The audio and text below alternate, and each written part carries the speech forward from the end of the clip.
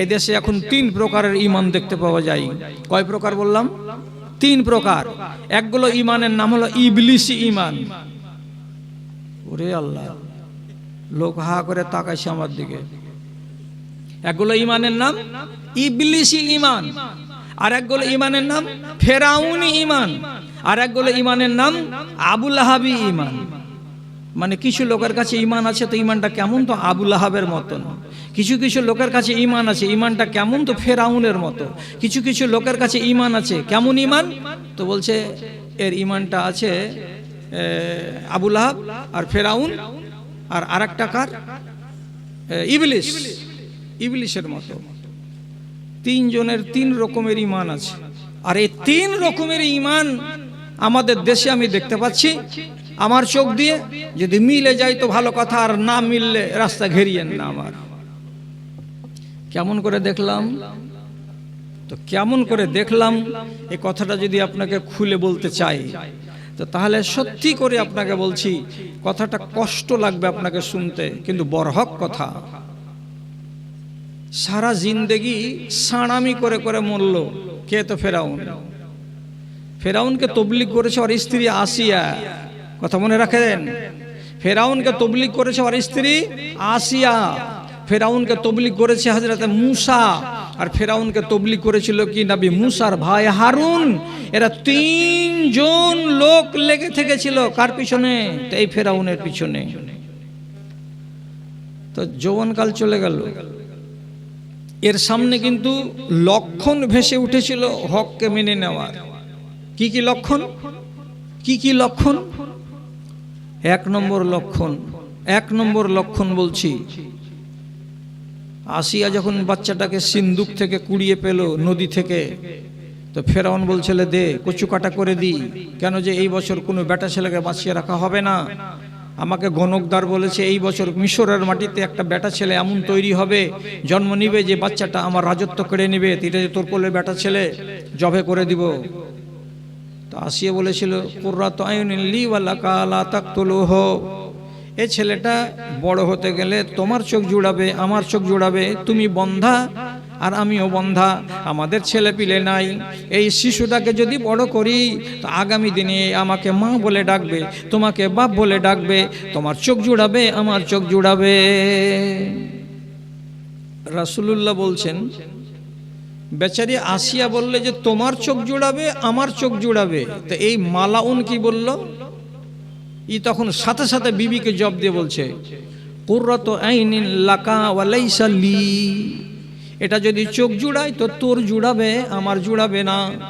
সেই দিন যদি এ কথাটা না বলতো ফেরাউন মারদুদ, তাহলে বড় হওয়ার পরে মুসা নবীকে মেনে নিত, আর তার স্ত্রী যেমন জান্নাতি হয়েছে সেও জান্নাতি হতে পারত, কিন্তু জান্নাতের পথটাকে নিজেই বন্ধ করে দিয়েছিল,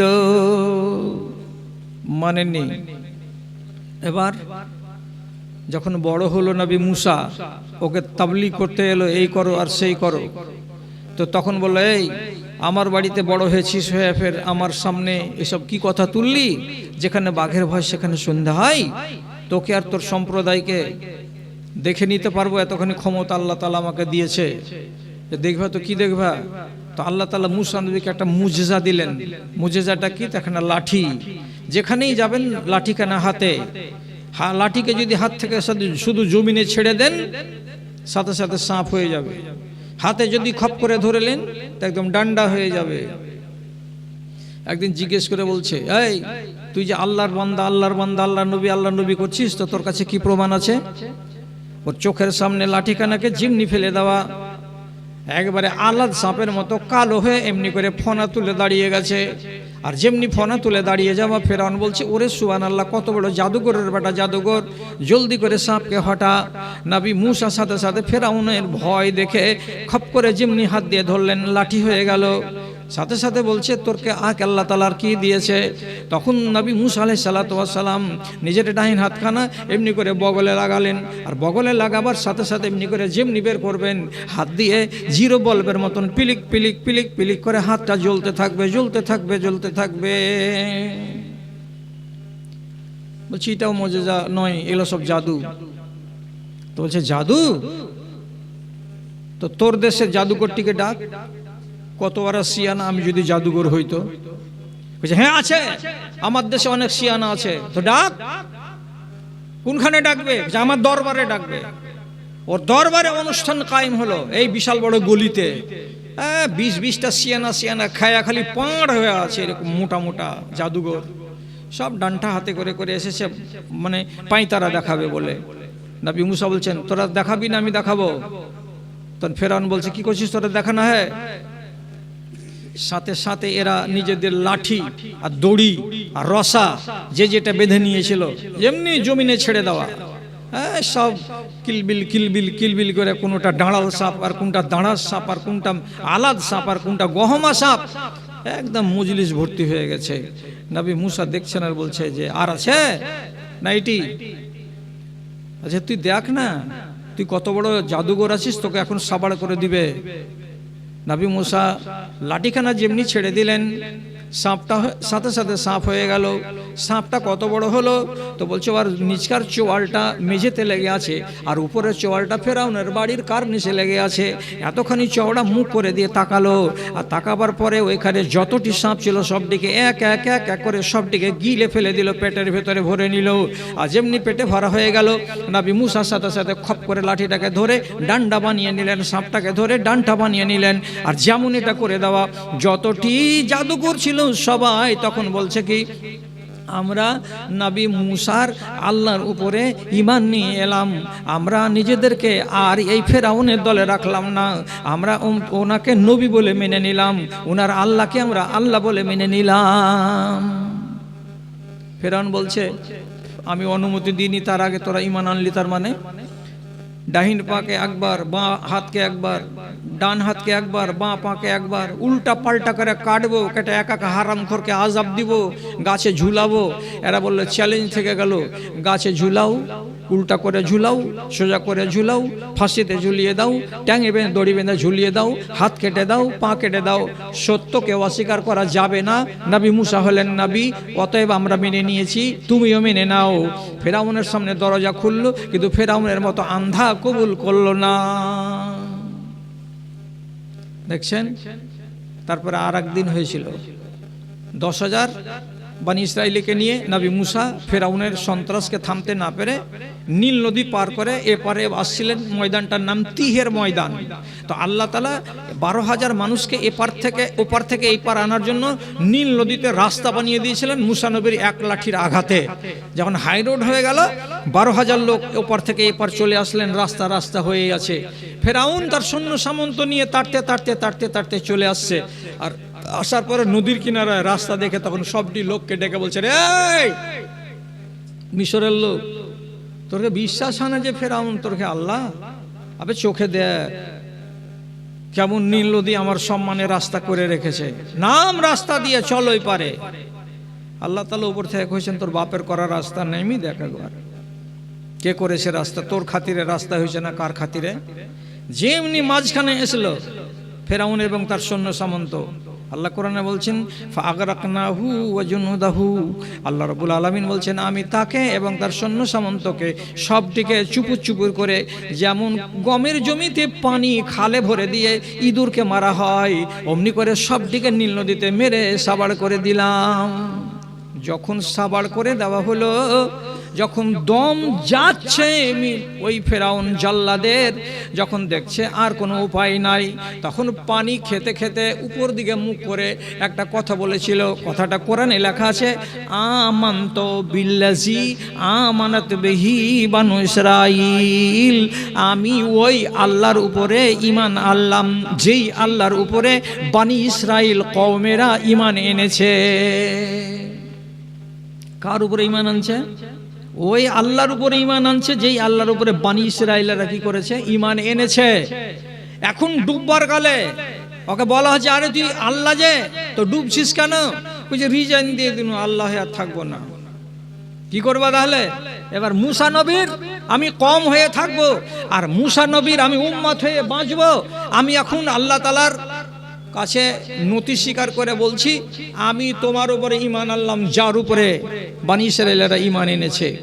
তাহলে যার সারাটা জিন্দেগি ফাজলামি করতে করতে আর মাতব্বরি করতে করতে আর সাঁড়ামি করতে করতে কেটে গেল, যখন দম যাওয়ার টাইম এলো তখন বলছে আমি আল্লাহর উপর ঈমান আনছি, আমি বানি ইসরায়েলরা যাকে বিশ্বাস করেছি এক আল্লাহ বলে তাকে আমিও এক আল্লাহ বলে বিশ্বাস করছি। তাহলে কোন কালে এই ঈমান আনছে? দম যাওয়ার কালে। দম যাওয়ার কালে। আপনি বলুন, এই ঈমানটা ও তো ঘোষণা করিয়ে দিয়েছে মুখে যে আমানতু বিল্লাহি, ও তো মুখ দিয়ে বেরিয়েই গেছে যে আমি ওর উপরে ঈমান আনলাম যার উপরে বানি ইসরায়েলরা ঈমান এনেছে। তাহলে এই ঈমান দুয়ানা ঈমানে ও নাজাত পাবে? ওকে আল্লাহ তাআলা ছেড়ে দিবেন, রেহাই হবে? দুয়ানা ঈমানে মরবার কালে ওষুধ খেলে রোগ ভালো হবে না, শরবত দিয়ে কাজ হবে না। আল্লাহ তাআলা পরিষ্কার করে আদেশ করলেন জিবরিলকে এবার মুখে কাদা ভরে দে, যাতে আর দ্বিতীয়বার বলতে না পারে যে আল্লাহ আমি তওবা করছি। জল্লাদের অবস্থাতে কবরে চলে গেল। আপনার ঈমানকে আমি ওর সাথে তুলনা কেন দিতে গেলাম?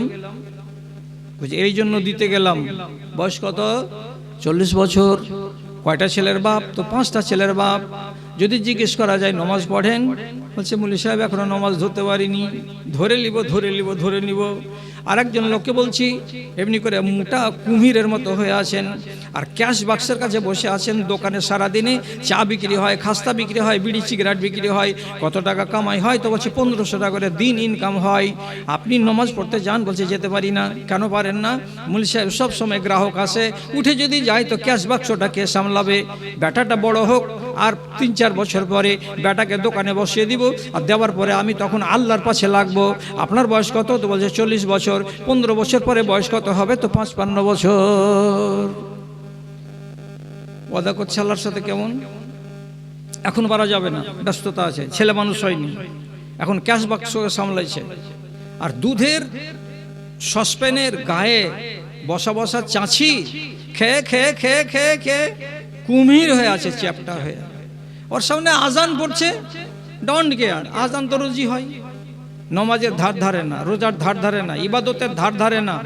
এই পাকা কুমড়ো এই যে বসে আছে দোকানে, এই লোকটা এইবার যদি 55 বছর বয়সে আল্লাহ রাব্বুল আলামিনকে ধরতে যাই, তো এদিককার যত নমাজ ছাড়া পড়লো সেই নমাজটির কি হবে? আপনি একবার আল্লাহর ওয়াস্তে একটা কোনো জবাব দিয়ে দেন তো ভাইজান, একটা কোনো জবাব দিয়ে দেন আপনি, কি হবে নমাজটির? একটা লোক হচ্ছে আল্লাহকে মাফ করে দিবে, তো দুনিয়াতে মাফ করার লেগা লোক নেই, এ গজুয়াকে আল্লাহ মাফ করবে? এটা হবে না। আর কোনো জবাব থাকে তো বলেন, আর কি হবে? এত দিনের নমাজ ছাড়া পড়ে গেছে, আর কি হবে?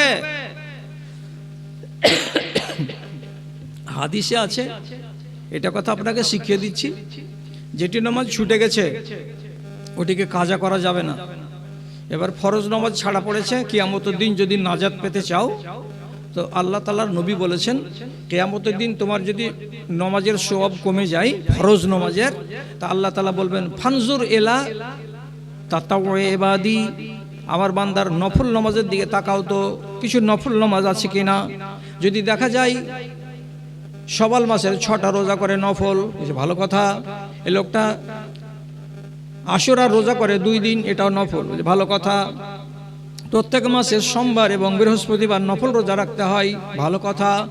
প্রত্যেক মাসে 13 তারিখ, 14 তারিখ, 15 তারিখ নফল রোজা রাখা যায়, তো ভালো কথা।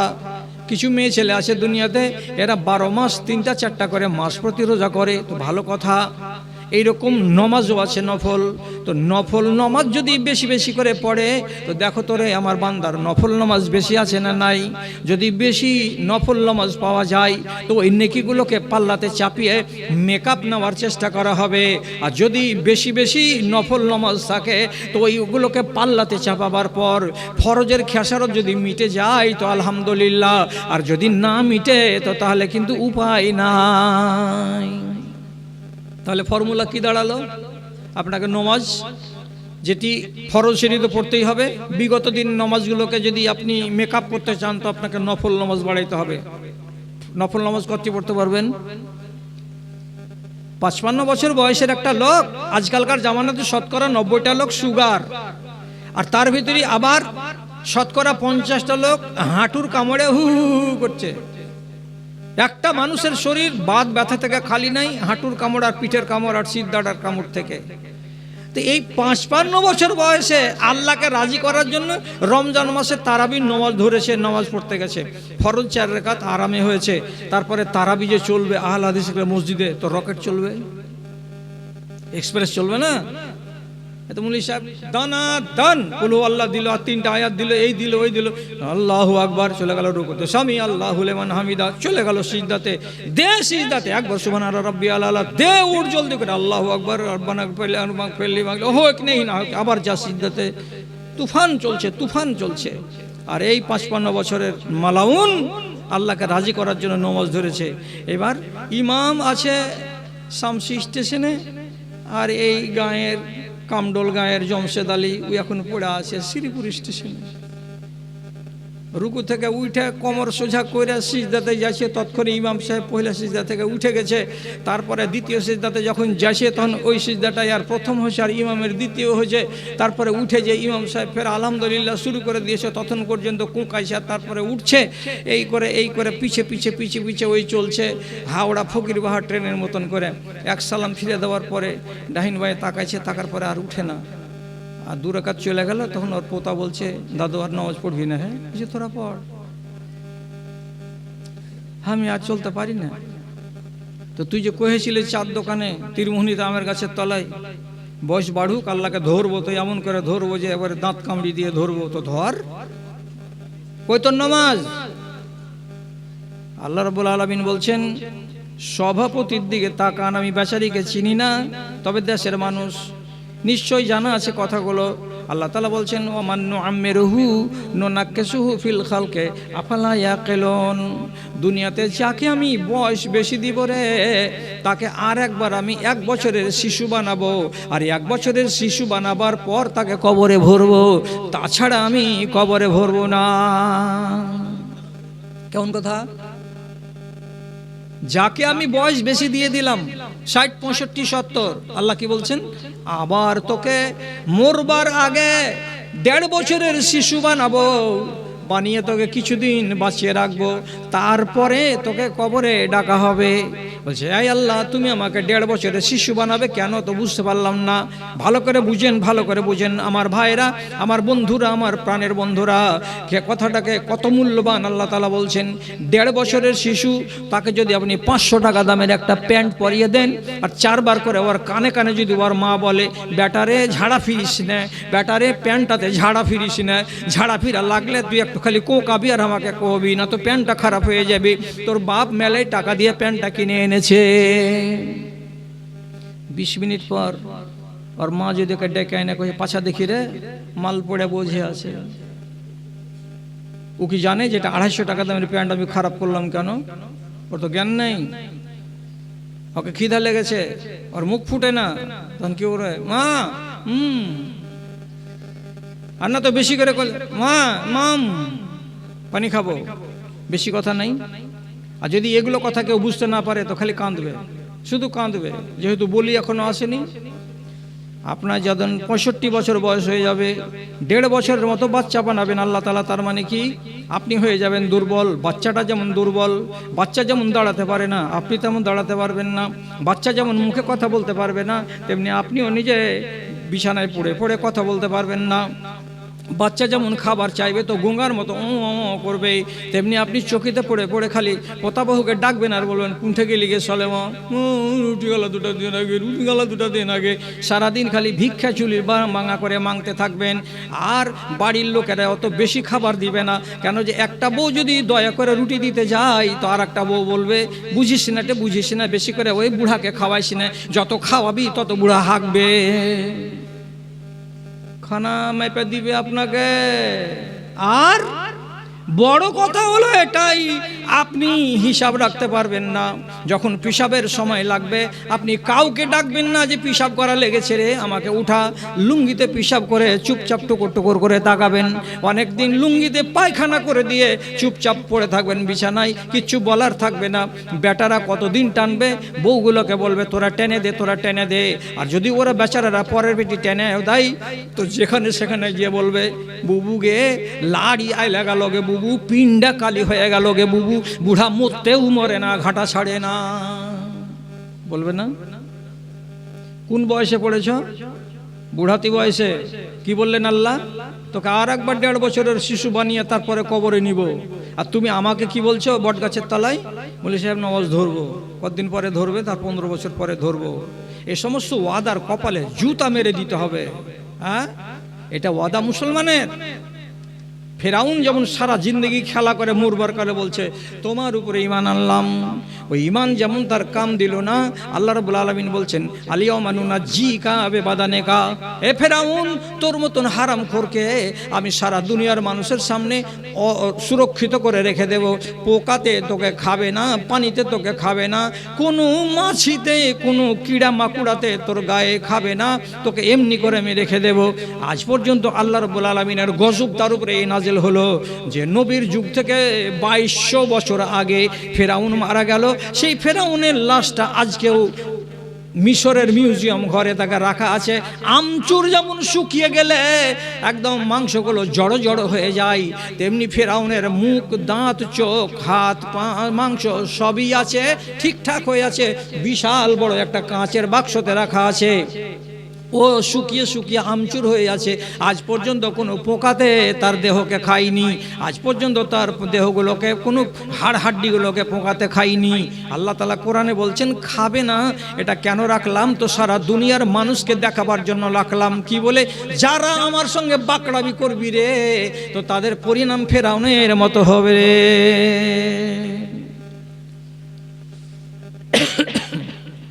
একগুলো লোক আল্লাহর সঙ্গে ওয়াদা করছে বয়স হবে তো ইবাদত করবে, এটা হলো ধাপ্পাবাজ। আর আরেকগুলো লোকের কি আছে? ইবাদত করবে কখন? হঠাৎ যদি সাংঘাতিক রোগের খবর পেয়ে যায়। বহল তবিয়তের মানুষ, নাম নিব না, এই সমস্ত জঞ্জালগুলো যে আছে বলে দিবে, তখন আমার পিঠের চামড়া তুলবে লোকেরা। জি হ্যাঁ, চোখের সামনে আছে শামসির বাজারে এমন লোক যে শিয়ানাকে জীবনে কোনোদিন নমাজের কথা বলতে গেলে মৌলবীরা কি বুঝে, মৌলবী জাত, এসব ভিখারির দল, এদের কাছে কি কোনো জ্ঞান ট্যান আছে? তখন আমরা ছিলাম ভিখারির জাত। আর আজকে ওই শিয়ানাটা কি হয়েছে? আল্লাহ রাব্বুল আলামিনের কি হুকুম হলো? কি হুকুম হলো? আল্লাহ তাআলা তাকে সাংঘাতিক রোগে ফেলে দিলেন। প্রথমে একটা কিডনি সম্পূর্ণ কেটে বের করে আনতে হলো হায়দ্রাবাদ থেকে। তারপরে একটা কিডনি যে টুলমুল করছিল, সে কিডনিটাও আবার ফেল হয়ে গেছে। এখন কিছুদিন আগে অ্যাপ্লিকেশন দিয়েছিল ওইখানকার হসপিটালে, কোনো মানুষ যদি আমাকে কিডনি দেয় আমি 10 লক্ষ টাকা দিতে রাজি আছি। ওর রক্তের সঙ্গে কোনো মানুষের রক্ত মিলে না, কিডনি দানও পাওয়া যায় না। এখন ওই কিডনির হালাতে ওই রকম মুর্দা হয়ে থেকে থেকে থেকে থেকে 7 মাসের মাথায় টনটনে লোকটা আরো কিছুদিন বাঁচার মতো আয়ু ছিল হাতে। কিন্তু অকালে তো কথাটা নয়, বরং বলতে হবে এই কথাটা যে জুয়ান্তিকালে আল্লাহ তাআলা তাকে কবরের ভিতরে ভরে দিলেন। কেন? যে তুমি বেশি ষাঁড় হয়ে গেছিলে, তোমার মতো মানুষটাকে পছন্দ লাগেনি আমায়। তো যখন জেনে গেল যে আমি আর বাঁচবো না, তখন আবেদের বেটা আবেদ হয়ে গেল। কেমন আবেদ? বিছানা থেকে উঠতে পারে না। আজান পড়ছে মসজিদে, বড় বেটিকে কইছে রোজিনা একটা ঢেল দিবি তো মা। তোমার বড় বেটি এত বড় একটা শুকনো ঢেল দিয়েছে, পাক বালিশের তলায় রেখেছে। যেমনি মসজিদে খালি আল্লাহু আকবার আল্লাহু আকবার, আজান শেষ হয় না তার আগে আগে আবেদের বেটা আবেদ বালিশের তলা থেকে ঢেলটা বের করে এমনি এমনি করে তায়াম্মুম করে, মসজিদে এখন সুন্নাত চলছে, আর আবেদের বেটা নিজের বিছানায় শুয়ে শুয়ে আল্লাহু আকবার বলে জামাত খাড়ো করে দিচ্ছে, দিয়ে ঘরে নামাজ পড়ছে। আর ঘরে এক ওয়াক্তের নামাজ ছাড়ে না, শুয়ে শুয়ে শুয়ে শুয়ে সুবহানাল্লাহ সুবহানাল্লাহ করে তেঁতুলের বিচি গুনছে। কত ভালো কথা। আগে নামাজ পড়েছিলে যে তখন খেয়াল হয়নি মৌলভী সাহেব, আগে তুমি রোজা রেখেছিলে যে তখন তো এগুলোকে গুরুত্ব দিইনি মৌলভী সাহেব, এখন কোনটা টাইম তো বলছে কবরে যাওয়ার টাইম, তাহলে তোমাকে বঞ্চিত করা যাবে না। তুমি যদি পারো তো আল্লাহকে বলো দোয়া করো, আল্লাহর মন যদি জাগে তো মাফ করে দেবে, আর আল্লাহর মন যদি না চায় তো মাফ করা যাবে না। অতএব তুমি তোমার কাজ করো, আল্লাহর কাজ করবেন। এবার পরেশগার হয়ে গেল, কতদিন পরেশগারি থাকলো তো বলছে 1.5 থেকে 2 মাস থাকলো, তারপরে বলছে তারপরে কবর। কত পরেশগার হয়েছে, আর বেটি উঠিয়ে ঘাড় খান ধরে গেছে, বাপু ওষুধটা খেয়ে এলাও। তো যখনই এমনি করে ঘাড় ধরে সোজা করতে যাচ্ছে তখন ও যে আল্লাহ যে মরে গেল, আল্লাহ সুবহানাল্লাহ, জান চলে গেল, মালিক আল্লাহ, আল্লাহ তুমি শেফা দাও, আল্লাহ তুমি আমাকে নাজাত দাও, আল্লাহ তুমি আমাকে ভালো করো। এগুলো সবটি বাংলাতে দোয়া। আল্লাহু আকবারটা তো দোয়া, সুবহানাল্লাহ তো দোয়া। তো যখনই উঠছে বসছে সুতাইছে ওষুধ খাওয়াইছে, খালি ওর মুখ দিয়ে জিকির জিকির জিকির জিকির, সুবহানাল্লাহ আলহামদুলিল্লাহ লা ইলাহা ইল্লাল্লাহ, মুখের ফেনা উঠিয়ে দিচ্ছে। এটাকে এইগুলো হচ্ছে এক ধরনের চিটিং বাজ আবেদ। কেন? কোরআন আল্লাহ তাআলা বলছেন ওয়াইজা আনআমনা আলাল ইনসানি আরাজা ওয়া না বিজানিবিহি, যখন আমি একটা মানুষকে সুখ দিলাম, শান্তি দিলাম, বিবি দিলাম, বাচ্চা দিলাম, গাড়ি দিলাম, বাড়ি দিলাম, আয়েশ আরাম দিলাম, 3 তলা ঘর দিলাম, ফ্রিজ দিলাম, এসি দিলাম, কাপড় ধোয়ার জন্য কাপড় ধোয়া মেশিন দিলাম, নিয়ামতে যখন তাকে আমি ডুবিয়ে দিলাম, যখন সে নিয়ামতে ডুবে গেল তখন সে আমাকে বলে ভুলে গেল, আমাকে আর মনে রাখতে পারলো না। ঘরে যদি ঢুকছে তো পাকার বাড়ি আর সুন্দর সুন্দর বেসিন আর ঝলমলে টাইলসকে দেখছে আর মনে মনে বলছে বাহারে হামি, আল্লাহ আর নাই, ভুলে গেল। আমি আমার কথা বলিনি, কোরআনের কথা বলছি। তারপর আল্লাহ তাআলা কি বলছেন? ওয়াইজা মাসাহু শাররু ফাযু দুআইন আরিজ, যখনই কোনো বিপদ লেগে গেল, বড় অসুখ লেগে গেল, বড় মুসিবতে পড়ে গেল, তখন ওই লোকটা আবার কি করতে লাগলো? লম্বা লম্বা করে টান মেরে মেরে আল্লাহ রাব্বুল আলামিনের সামনে দোয়া করতে আরম্ভ করলো। যেমনি জানতে পারলো যে একটা কিডনি ফেল হয়ে গেছে, তখন পড়ে পড়ে মসজিদে আল্লাহ তুমি আমাকে রহম করো, আল্লাহ তুমি আমার গুনাহ খাতা মাফ করো, এই করে করে শুধু আল্লাহ শুধু আল্লাহ, শুধু মাফ দাও শুধু মাফ দাও চালিয়ে যাচ্ছে। তো বিপদের বেলায় লম্বা দোয়া, আর সুখের বেলায় আল্লাহকে ভুলে আল্লাহকে মনে রাখতে পারে না। এ মানুষগুলো আল্লাহ রাব্বুল আলামিনকে পছন্দ নয়।